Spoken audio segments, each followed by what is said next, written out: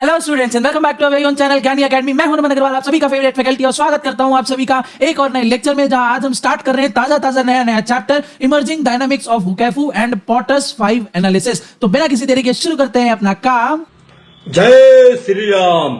Okay, तो सबसे पहले आते हैं अपन अपने चैप्टर के नाम पे। चैप्टर का नाम क्या है? Emerging dimensions of vocab, emerging dimensions of वोकैबु and Porter's 5 analysis and Porter's 5 analysis. अब ये जो पॉटर्स 5 एनालिसिस जो है, ये कुछ सेपरेट टॉपिक दे के आपकी बुक में नहीं मेंशन है, ठीक है। ये कोई ऐसा सेपरेट आपको हेडिंग दिख जाए बुक में पॉटर्स 5 एनालिसिस, और उसके अंदर में अगर आपको कोई इसका कंटेंट दिख जाए, इस टाइप का कंटेंट आपको बुक में नहीं मिलने वाला है। तो बेसिकली ये जो चैप्टर में हमको देखना है वो है emerging dimensions of vocab, emerging dimensions of vocab. अब ये वोकैबु क्या है, एक एक करके, वी मतलब क्या होता है, सी मतलब क्या है, यू क्या है, ए का क्या मतलब है, एक एक चीज अपन क्या करेंगे इस चैप्टर में डिटेल में स्टडी करने वाले। साथ ही साथ इसका प्रीवियस वाला जो चैप्टर था, वहां पे आपको लास्ट में ये वाला जो टॉपिक है ये मिल जाएगा, if I am not wrong, emerging dimensions of वोकैबु। मैंने क्या किया है, वो जब वीडियो मैंने रिकॉर्ड की थी उस टॉपिक से, उस नोट्स में से मैंने क्या किया, ये वाला जो पर्टिकुलर टॉपिक है वो मैंने रिमूव करके इसको इस चैप्टर में ऐड किया है, क्योंकि मेरे अकॉर्डिंग इस चैप्टर में आप इस टॉपिक को पढ़ोगे तो प्रॉपर फ्लो के साथ आपको जो चीजें हैं वो समझ में आएगी। तो एक छोटा सा चेंज है जो आपको आपकी इंस्टीट्यूट की बुक से और मेरे नोट्स में अलग दिखेगा।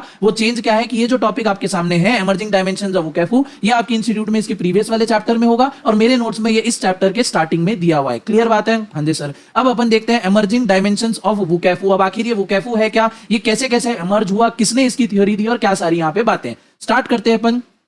VUCA is an acronym first used in 1987। कितने टाइम पुरानी बात है ये, 1987, based on the transformational leadership theories of Warren Bennis। Warren Bennis भी है नालायक को ध्यान से, Warren Bennis and Burt Nanus. Burt Nanus, N है स्टार्टिंग में। कैसे कैसे नाम रखते हैं फॉरेनर अपने बच्चों के, एक हाथ वर्ड इधर उधर हो जाए तो भैया भारी गड़बड़ हो जाए। खैर अपन अपने टॉपिक पे वापस आते हैं। यहाँ पे बोल रहा है कि वो क्या है, VUCA क्या है। 1987 में ये वर्ड जो है एक्रोनिम फर्स्ट यूज किया गया था ट्रांसफॉर्मेशनल लीडरशिप थ्योरीज की, किसकी, वॉरेन बेनिंग्स और बर्ट नैनस ने 1985 में, टू डिस्क्राइब और to reflect the volatility, uncertainty, complexity and ambiguity of the external environment. Class 12 business environment का नाम का एक चैप्टर था आपका, चैप्टर नंबर 3 बिजनेस स्टडीज में, जहां हमने देखा जो बिजनेस का एनवायरनमेंट होता है वो क्या है, हाईली डायनामिक है, कंटिन्यूसली कीप ऑन चेंजिंग है, ठीक है। उसमें कब क्या हो जाए ये हमको नहीं पता। इसी चीज को प्रॉपरली दर्शाने के लिए 1985 में बर्ट नैनस और वॉरेन बेनिंग्स ने क्या किया था, एक एक्रोनिम दिया, VUCA। वो क्या दिया, VUCA वो क्या, जिसका मीनिंग क्या है, वो मतलब है,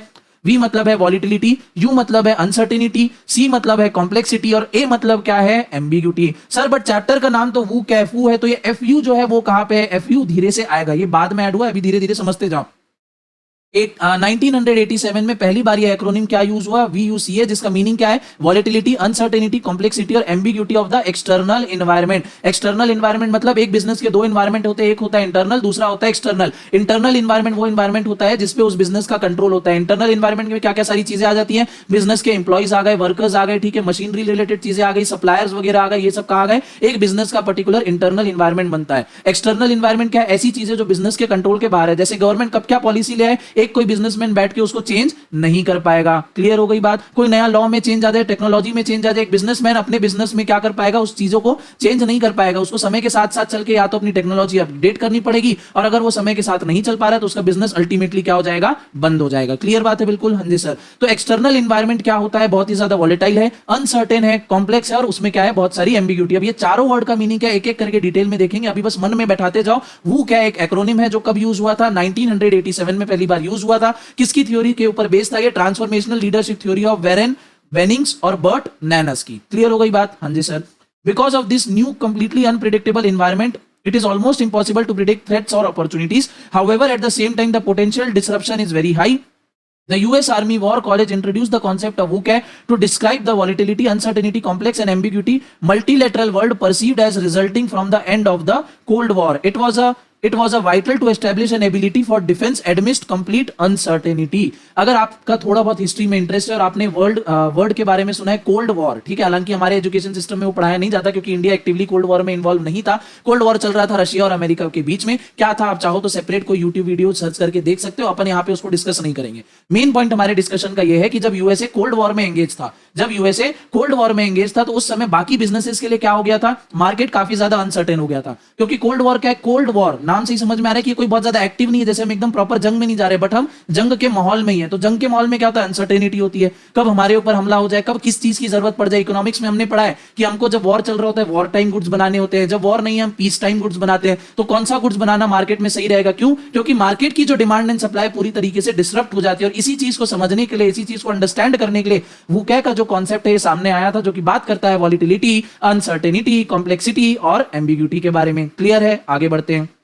आगे बोल रहा है with the onset of COVID-19 pandemic which engulfed the entire globe like wildfire, two more letters have been added to WUCA which are FU. Two more letters have been added to the acronym WUCA, that is FU. अब FU मतलब क्या है, जो तुम लोग सोच रहे हो वो नहीं है।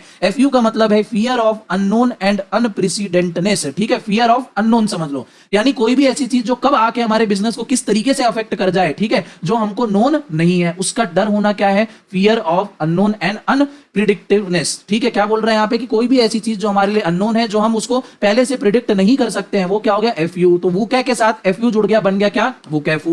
As the COVID-19 pandemic sweeps across the world, it has caused unprecedented widespread concern, fear and stress, all of which are natural and normal reaction to unknown and uncertain situation that everyone finds themselves in. The strategists of most of the organization are at loss as how to cope up with such a fearful unprecedented situation. Covid समय में हमको नहीं पता था कि भैया ये कहां से आया, कब तक रहेगा, इसका इंपैक्ट क्या होगा, लोगों को लॉस हो रहा था। जो बिजनेस में टॉप लेवल में बैठे हैं, जो स्ट्रैटेजी बनाने का जिनका काम होता है, वो भी क्या थे, एकदम डर में थे, असमंजस में थे, खुद ही अपने आप में कंफ्यूज थे कि हम क्या स्ट्रैटेजी बनाए, लॉन्ग टर्म चलने वाला है कोविड, शॉर्ट टर्म चलने वाला है कि मीडियम टर्म में खत्म हो जाएगा, ठीक है, क्या चीजें हमको करनी है, लॉकडाउन लग गया है, इंप्लॉइज क्या है, घर पे बैठ गए, घर पे बैठ के उनको कैसे काम करवाया जाए। अब जो मैन्युफैक्चरिंग वाले हैं, जिनको फैक्ट्री में आना कंपलसरी है, तो गवर्नमेंट की क्या गाइडलाइंस है, टाइम टू टाइम उसमें क्या चेंजेस आ रहे हैं, सब चीज फॉलो करना है। तो कब क्या हो जाए बिजनेस में, और खास करके कोविड के टाइम में जब सभी बिजनेस क्या हो गए थे, हिल गए थे, जब सभी बिजनेस हिल गए थे, सिर्फ और सिर्फ क्या है, मेडिकल में थोड़ा सा हमको क्या देखने को मिला था, ग्रोथ देखने को मिला था, और थोड़ा सा एग्रीकल्चर सेक्टर हमारा ऊपर गया था। इसके अलावा जो भी सारे बिजनेस है क्या हो गए थे, वो हिल गए थे।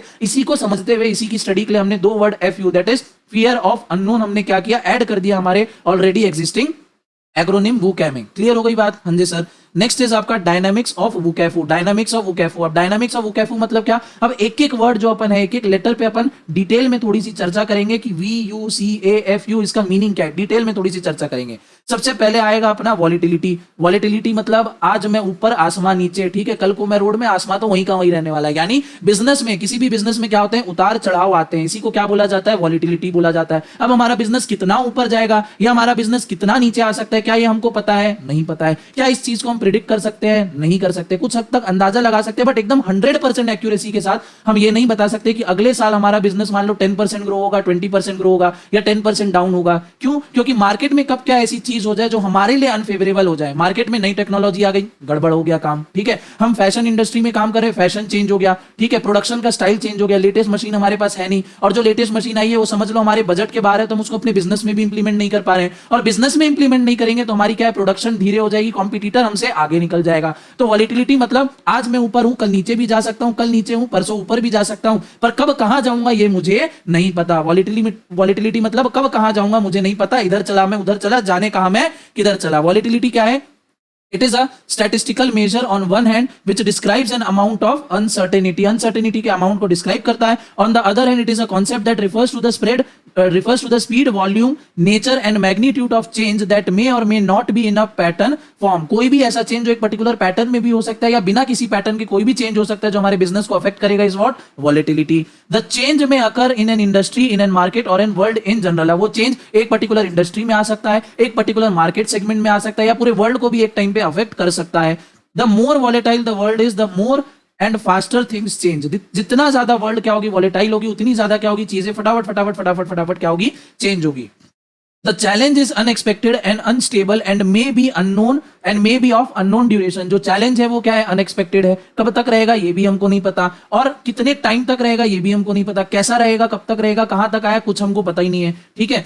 फॉर एग्जाम्पल क्या है, violent fluctuation in prices after natural disaster catch the supplier on the wrong foot, ठीक है। कभी भी अगर किसी एरिया में क्या होती है, नेचुरल डिजास्टर आ जाती है, जैसे रिसेंटली अभी क्या हुआ था, टर्की में अर्थक्वेक आया, पूरा क्या हो गया वहां पे जो सप्लाई चेन प्रोसेस है कंप्लीटली हिल गई। बेसिक नेसेसिटी जैसी चीजें भी लोगों को उस टाइप की लेवल ऑफ कंट्री में नहीं मिलने लगा, ठीक है। आई होप शायद टर्की जो है वो एक डेवलप नेशन में काउंट होता है, तो उस जैसी कंट्री में भी एक छोटा सा नेचुरल डिजास्टर क्या आ गया, पूरी कंट्री की सप्लाई चेन हिल गई। बेसिक नेसेसिटीज भी, चद्दर, कंबल, ठीक है, फूड पैकेट्स, पानी की भी व्यवस्था क्या हो गई थी, पूरी वहां पे हिल गई थी। तो इसको हम क्या बोलते हैं, वॉलेटिलिटी। वॉलेटिलिटी यानी कब मार्केट किस तरीके से चेंज हो जाए हमको नहीं पता। वो चेंज हमारे फेवर में भी काम कर सकता है, वो हमारे अगेंस्ट में भी काम कर सकता है। जैसे कोविड-19 मेडिकल वालों के लिए फेवर में काम हुआ, मेडिकल कंपनी जो है अंधाधुन उन्होंने प्रॉफिट कमाया, बट बाकी जो थी, जैसे ले लो क्लोथिंग इंडस्ट्री ले लो, वो क्या हो गई, डाउन हो गई। ऑटोमोबाइल सेक्टर क्या हो गया, डाउन हो गया। क्लियर बात है, हाँ जी सर। Next is uncertainty.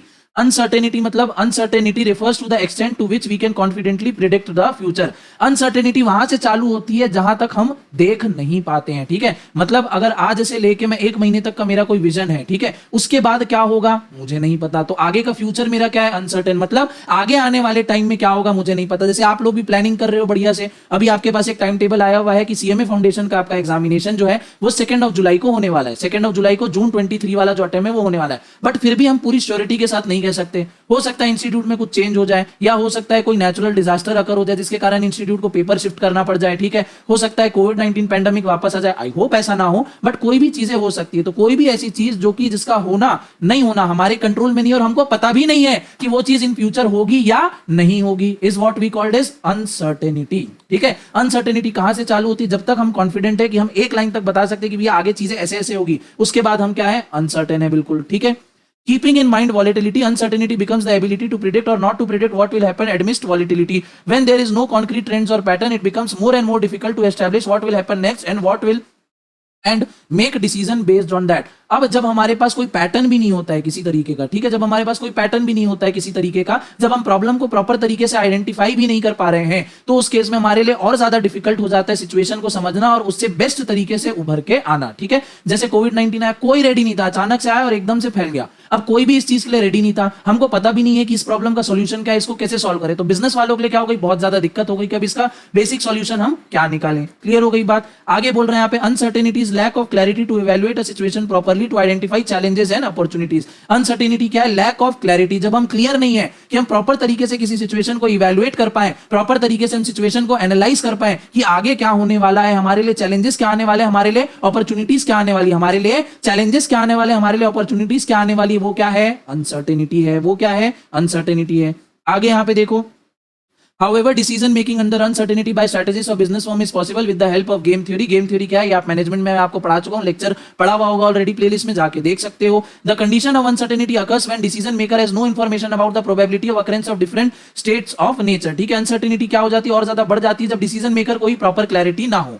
आगे बोल रहे हैं, the minimax rule put forward by Neumann and क्या यहाँ पे Morgenstern states that the decision maker should minimise the maximum loss. Minimax rule क्या यहाँ पे बोलता है कि डिसीजन मेकर को क्या करना है, मिनिमाइज करना है मैक्सिमम लॉस को, ठीक है, ज्यादा से ज्यादा लॉस ना हो, उस पॉसिबिलिटी को क्या करना है, मिनिमाइज करना है। Similarly the maximax rule states that the strategy should be chosen which maximise the maximum possible profit. Similarly वैसे ही मैक्सीमैक्स रूल क्या है कि हमको जितना ज्यादा हम मैक्सिमम प्रॉफिट जनरेट कर सकते हैं उस डायरेक्शन में हमको क्या करना है, वर्क करना है। आगे, the Bayes rule is another method which strategists of business firm adopts in making decision under uncertainty. For example, launching of a product of a prospective competitor may destroy the business of an established product and the future of its market plunges into uncertainty. In order to tackle such problem, the business firm should invest in collecting, interpreting and sharing information so that they can preempt information analysis network, help reduce the effect of uncertainty. क्या बोल रहा है, एक नया product आप market में launch कर दे रहे हो, उससे क्या हो रहा है, जो एक्जिस्टिंग बिजनेस है उनका क्या होगा, मार्केट थोड़ा सा डाउन होगा, क्योंकि बट ऑब्वियस सी बात है, जब एक आप नया प्रोडक्ट लेके आओगे मार्केट में तो आपने प्रॉपर रिसर्च की होगी, आप देखोगे कि भाई दूसरों के प्रोडक्ट में ऐसा क्या कमी है जिसको मैं अपने प्रोडक्ट में डाल दूं ताकि वो बिक जाए। जैसे जब जियो मार्केट में आया था तो जियो ने क्या चीज प्रॉब्लम आइडेंटिफाई की कि भैया जो इंटरनेट है, जो कॉलिंग फैसिलिटीज है वो क्या है, बहुत ज्यादा महंगी है, इसको मैं सस्ते में कर दूंगा तो क्या होगा, मेरे पास कस्टमर क्या है, खींचे चले जाएंगे, और ऐसा हुआ भी। अब इससे क्या हुआ, Airtel, Vodafone, Titan, Tata, idea, ये सब के क्या हो गए, बिजनेस पूरी तरीके से हिल गए। तो ये होता है अनसर्टेनिटी। क्या एयरटेल वालों को पता था कि जियो या रिलायंस कुछ इस तरीके का प्लान कर रहा है, नहीं पता था। पता होता तो वो भी अपनी प्लानिंग करके रखते और उनसे पहले वो ऑफर लॉन्च कर देते, बट इसी को हम क्या बोलते हैं, अनसर्टेनिटी। कल को क्या हो जाए हमको नहीं पता, क्यों, क्योंकि भविष्य किसी ने नहीं देखा। आगे आते हैं अपन, कॉम्प्लेक्सिटी में। अब ऐसे एनवायरनमेंट में जहां हम वर्क कर रहे हैं जो कि बहुत ज्यादा वॉलेटाइल है, हम कल ऊपर होंगे कि नीचे होंगे नहीं पता, कल स्टॉक मार्केट ऊपर जाएगा या नीचे जाएगा नहीं पता, अनसर्टेनिटी है, हमको पता ही नहीं है कि क्या करना है, हमारे पास प्रॉपर इंफॉर्मेशन ही नहीं है। क्या ऐसे एनवायरनमेंट में काम करना हमारे लिए बहुत ज्यादा इजी एंड रिलैक्सिंग होगा या कॉम्प्लेक्स और कठिन होगा? बट ऑब्वियसली बात है कॉम्प्लेक्स और कठिन होगा। जब हमारे पास प्रॉपर डेटा और इंफॉर्मेशन नहीं है, हम डिसीजन ही नहीं ले सकते, तो हमारे लिए वर्क करना क्या हो जाएगा, कॉम्प्लेक्स हो जाएगा, और हमारे डिफरेंट जो बिजनेस के टास्क हैं वो क्या हो जाएंगे, धीरे धीरे कॉम्प्लेक्स होते जाएंगे। आगे इसका टेक्स्ट देखो, when environment is volatile and uncertain, the situation as such automatically become more complex। जब एनवायरनमेंट आपका अनसर्टेन है, ऑलरेडी वॉलेटाइल है, तो इसमें मैंने जस्ट थोड़ी देर पहले एक्सप्लेन किया कि बिजनेस में वर्क करना आपके लिए क्या हो जाएगा, कॉम्प्लेक्स हो जाएगा, ना कि इजी होगा। This happens because the cause and effect are no longer linear. आप क्या काम करोगे और उसका आपका क्या रिजल्ट मिलेगा, ये क्या है, लीनियर नहीं है, मतलब सेम लाइन में नहीं चल रहे हैं। क्यों? अगर मार्केट अनसर्टेन है तो। जैसे अगर आप प्रैक्टिस करोगे, प्रॉपर तरीके से रिविजन करोगे, तो आप क्लियर कर लोगे पेपर, ये चीज सर्टेन है। तो कॉज क्या हो गया इसका, आप पढ़ रहे हो ताकि आपको पेपर क्लियर करना है, आप रिविजन कर रहे हो क्योंकि आपको पेपर क्लियर करना है। इफेक्ट क्या हो जाएगा, आपका पेपर क्लियर हो जाएगा। बट पढ़ोगे ही नहीं, अगर आपके पास प्रॉपर गाइडेंस ही नहीं है, आपको पता ही नहीं है मुझे एक दिन में कितना पढ़ना है, किस सब्जेक्ट को कितना टाइम देना है, आपके पास कोई प्रॉपर स्ट्रेटेजी नहीं है, तो आप क्या कॉज करोगे और उसका क्या ही इफेक्ट निकल के आएगा। इसीलिए मैंने ऑलरेडी जून 23 के लिए प्रिपरेशन स्ट्रेटेजी वीडियो जो है वो बना के रख दी है। जिन लोगों ने नहीं देखा है आप जाके देख सकते हो, ऑलमोस्ट शायद 2-3 हजार लोगों ने ऑलरेडी उसको देख लिया, तो मेक श्योर कि आप भी उसको देख लेना अगर आपके मन में क्लियर स्ट्रेटेजी नहीं है रिगार्डिंग योर एग्जामिनेशन। आगे बढ़ते हैं अपन।